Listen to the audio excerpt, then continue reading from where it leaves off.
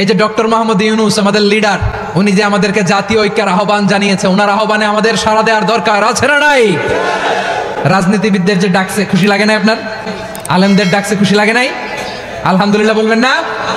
আলহামদুলিল্লাহ। সবাইকে ডেকেছে, ঐক্যবদ্ধ করেছে। আমরা ঐক্যবদ্ধ থাকতে চাই, আমরা ঐক্যবদ্ধ জীবন চাই, আমরা আর কাদা ছড়াছড়ি করতে চাই না। রাজি আছেন সবাই? এখন আমরা যদি ঐক্য নষ্ট করি, আমাদের কি কি সমস্যা, কি ক্ষতি, কি কুফল? অনৈক্যের কুফল কি? প্রিয় ভাইরা, what are the drawbacks and disadvantages of division, social and political division in the society? Disunity. আমরা যদি বিচ্ছিন্ন হই, একে অপরের যদি মারামারি করি, একজন যদি আরেকজনের কাফের ফতোয়া দেয়, আমাদের কি ক্ষতি? শুনবেন? কথা কয় না, শুনবেন?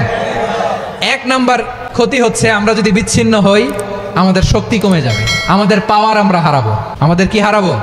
পাওয়ার। মনে রাখবেন, যখন আমি একা থাকি তখন আমি ব্যক্তি, যখন আমরা সবাই মিলি তখন আমরা শক্তি। এই শক্তি নিয়ে আমাদের সামনে এগিয়ে যাওয়ার দরকার আছে না নাই?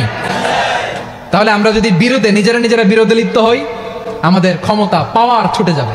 আমরা এই পাওয়ার হারাতে চাই না, ঠিক কিনা বলেন? রব্বুল আলামিন ঠিক তাই বললেন। রব্বুল আলামিন বললেন, খবরদার, ওয়াতিউ আল্লাহ ওয়া রাসূলাহু ওয়া লা তানাযাউ ফাতাফশালু ওয়া তাযহাবা রিহুকুম ওয়াসবিরু ইন্নাল্লাহা মা'আস সাবিরিন। আল্লাহর আনুগত্য করো, নবীর আনুগত্য করো, কিন্তু খবরদার নিজেরা বিরোধে লিপ্ত হয়ো না, নিজেরা মারামারি করো না, তাহলে তোমাদের শক্তি কমায় দিবে কে?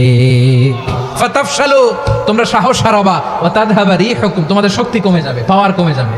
তাহলে আমরা যদি নিজেরা মারামারি করি, আমরা নিজেরা যদি বিচ্ছিন্নতায় লিপ্ত হই, আমরা যদি মতানৈক্য করি, তাহলে আমাদের শক্তি কমে যাবে, ঠিক কিনা? আমরা শক্তি কমাবো। আচ্ছা, ছোট্ট একটা বাঁশের কঞ্চি যদি আপনারা দেয়, পায়ের মধ্যে ধাক্কা দিয়ে ভাঙতে পারবেন না? এরকম বাঁশের কঞ্চি যদি 20টা একসাথে জোড়া লাগায় দেয়, ভাঙতে পারবেন? কথা বোঝে নাই মনে হয়। চিকন একটা বাঁশের কঞ্চি দিলে ভাঙা যাবে না?